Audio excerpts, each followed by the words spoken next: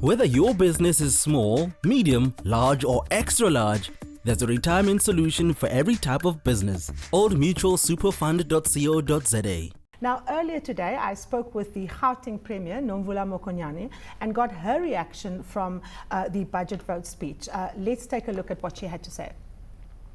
We've been vindicated by census on the issues that we have raised, an additional 1.2 million people, and also the movement on a day-to-day basis.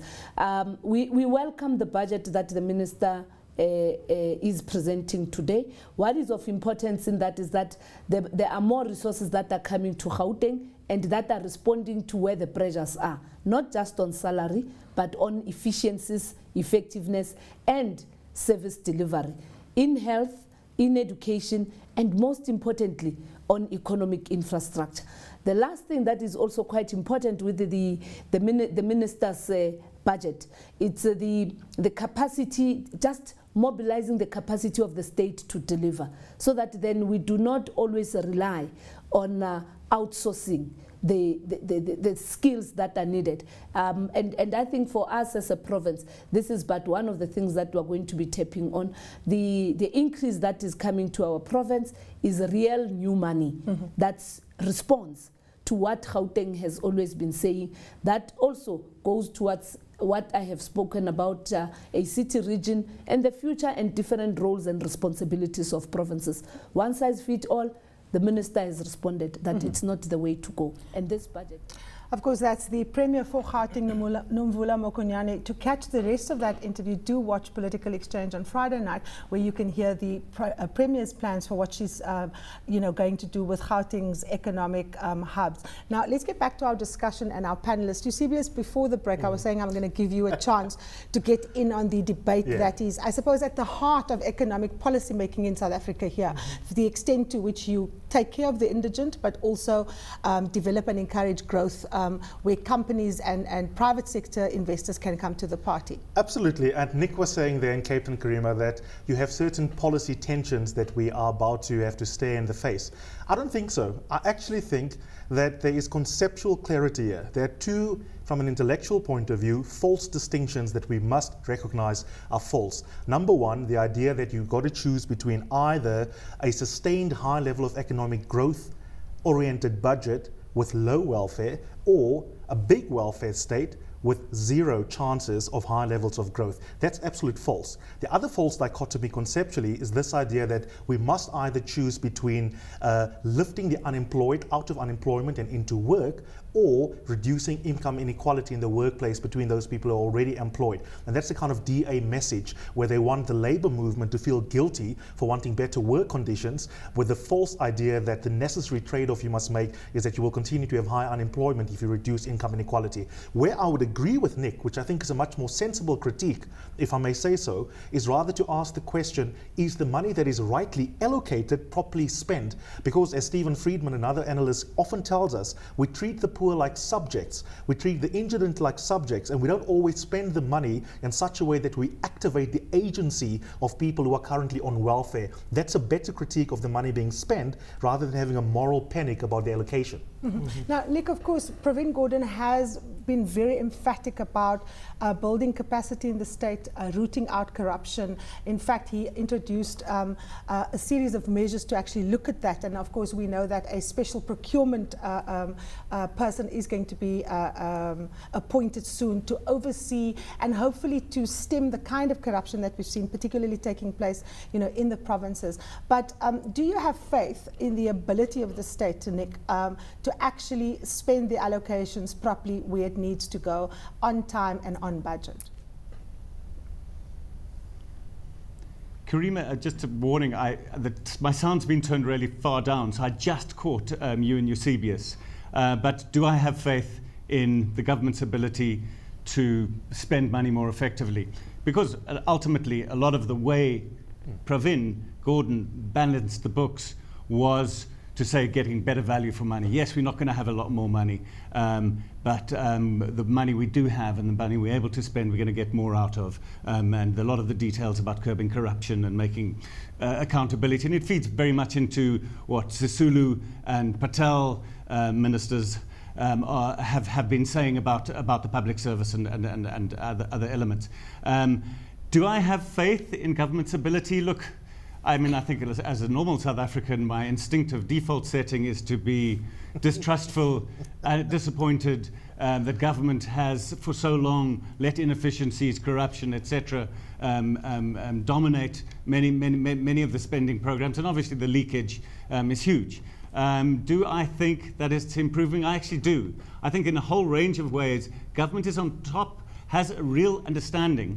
And this comes from the technocrats, I mean the left technocrats with COSATU backgrounds and SSCP backgrounds that are in this cabinet, that I think understand technically where the problems lie and technically ways in which it can be controlled. So yeah, I do have some faith, much more than I've had in a long time. Rudy, let me bring you in here. Faith matched with actions is of course what we require. COSATU has been very outspoken on the issue of corruption. The Labour Federation formed Corruption Watch. It calls on government to act decisively against wrongdoers. Jeff Hadebe was saying name and shame. Is naming and shaming enough? Shouldn't people be going to jail? Well, I don't know. You'd have to ask COSATU their views on this. I don't speak on behalf of COSATU. Well, I'm asking Naledi. Pick off of the institute. We've not done really work. But I think I mean, there are a lot of different processes that we would have to deal with. I mean, I think one of the key points that we need to do, that we need to look at is, you know, the kind of institutional arrangements that are there. The Corruption Watch is part of that kind of contribution from civil society. Try and stem that. I mean, I think the issues around pointing up a national procurement office and setting up that office is going to be critical.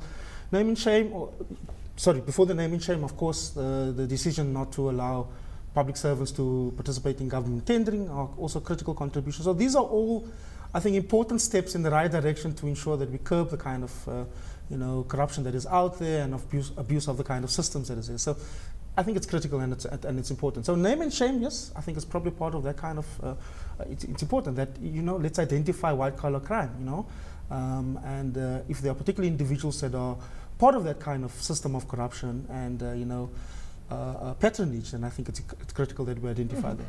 Eusebius, let me focus on the middle class. You were a big champion of the middle class, and you often argue that they shouldn't be unduly burdened by the problems of government or by the indigent. They seem to be carrying the can here. Few levies, carbon tax emissions. If you want to buy books on the internet, you're going to be paying more. Is it fair to be giving the middle class this kind of burden? I actually don't think it is entirely fair insofar as, you know, high taxation would be easy to accept if you're part of the middle class, if you know that you don't have to opt out of state services. So it's a difficult question, Karima. I think from a political morality point of view, absolutely the middle class must disproportionately shoulder the burden. So let me be frank about that. And the reason is very simple, that a lot of the social capital that the middle class convert into high levels of income has been unearned. If you are a white kid born into a suburb, that's not something that you've chosen. And so there's something morally noxious to imagine that you shouldn't be taxed. So I don't mind the middle class being taxed. Where I think things do become generally unfair as such is if the middle class, unlike say in the Scandinavian countries, can't be guaranteed that the high levels of taxation will result in public services that they can benefit from, because then it becomes a double whammy. You pay for services that are suboptimally delivered by the state, and you still get messed around in the private sector with more exorbitant services there. That is where the burden becomes socially unacceptable. Nick, let me bring you in here. The middle class, are they carrying the can here, and should they? See, I'm digging around for things to disagree with Eusebius about, but I've been unable to. And look, I suppose, except let me go with this, I think it's not a hugely significant issue. I don't think the middle class is carrying too much burden. This idea that we've got 5 million taxpayers and which is always, that's a code word for white South Africans paying the tax bill. I just, you know, I don't buy it completely. I mean, where we are historically, where we come from, the social solidarity that is required, ultimately it's also a way of purchasing stability and purchasing a future. I think it's not unreasonable to that those who are carrying the burden, it's not unreasonable that they are carrying the burden. And there are other forms of taxation that are built into the system that touch everybody. Here's another thing we can fight about. Yeah. I'm a big champion of e-tolling in Gauteng, so there's something else we could fight about. Well, So I think it's one of the ways user pays fees in social infrastructure and infrastructure. I think there are lots of people paying taxes. Obviously, you should weight the wealthy higher. The middle class, I can't make the call really about whether they are paying unreasonable dues. I, personally, in my life, get irritated that I pay taxes, but send my children to the German school or others, but I send the other one to Westerford. So, you know, I mean, I get a bit of both. I drive on the roads. So I'm not sure that the middle class are in as dire and straits as all of that. Well, gentlemen, unfortunately we've run out of time. That's it for today. Thank you, of course, to our guest, Nick Borain, political analyst at BNP Paribas Credit Securities, Rudy Dix, executive director of the Labour think tank Naledi, as well as Eusebius McKaiser, a political and social analyst at the Wits Centre for Ethics.